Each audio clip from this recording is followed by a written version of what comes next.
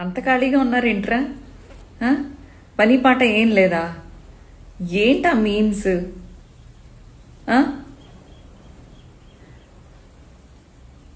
మొన్నటిదాకా బీచ్లో బట్టలు తీసేసి తిరిగేస్తాను అని చెప్పేసి ఫేక్ ప్రచారాలు చేశారు.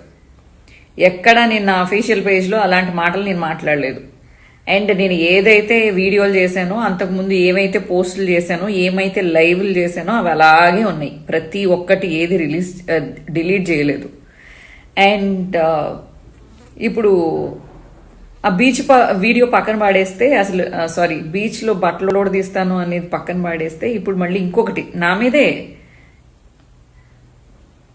ప్రతి ఒక్కళ్ళకి నేను ఒకదాన్ని హాట్ కేక్ లాగా దొరుకుతాను. ఏందో మరి నేనేమంత అందగత్తని కాదు, నేనేమంత ఇదేం కాదు. అయినా కానీ నాకు పడి ఏడుస్తారేందో నాకు అర్థం కాదు. ఇప్పుడు బైరెడ్డి సిద్ధార్థ రెడ్డి గురించి అనవసరంగా ఫేక్ ప్రచారాలు మొదలుపెట్టారు. ఆ అబ్బాయి నేను ఏదో రిలేషన్షిప్లో ఉన్నాము అని చెప్పి, నేనేదో సరదాకి ఎప్పుడైనా బైరెడ్డి బాగుంటాడు, బైరెడ్డి లాంటి మొగుడు వస్తే బాగుంటుంది అలాంటి మాటలు మాట్లాడాను. కానీ నిజంగా నేను ఎప్పుడు బైరెడ్డిని చూడటం కానీ, బైరెడ్డితో ఫోన్లో మాట్లాడటం కానీ, లేకపోతే బైరెడ్డి ఎక్కడ ఉంటాడని కానీ నాకు అసలు తెలీదు.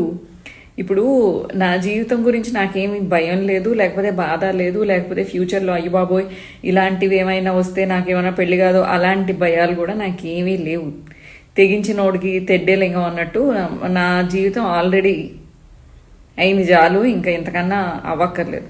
కానీ బైరెడ్డికంటూ ఒక జీవితం ఉంది, చిన్నపిల్లోడు. అండ్ ఆల్సో రాజకీయంగా ఇప్పుడిప్పుడే ఎదుగుతున్న పిల్లోడు. అనవసరంగా నేను కొన్ని రోజులు వీడియోలకి దూరంగా ఉండటానికి చాలా చాలా రీజన్స్ ఉన్నాయి. ఇప్పుడు ఆ అబ్బాయి జీవితం పాడు అవ్వకూడదు. ఇలాంటివి ఒక ఆడదానికైనా మగోడికైనా కూడా జీవితం అనేది చాలా ఇంపార్టెంట్. ఇలాంటి రూమర్స్ రాకూడదు. సో ఒక కన్సర్న్ తోటి ఈ వీడియో చేస్తున్నాను. సో బైరెడ్డికి నాకు అలాంటి మ్యారేజ్ సెటిల్ అవ్వడాలు, లేకపోతే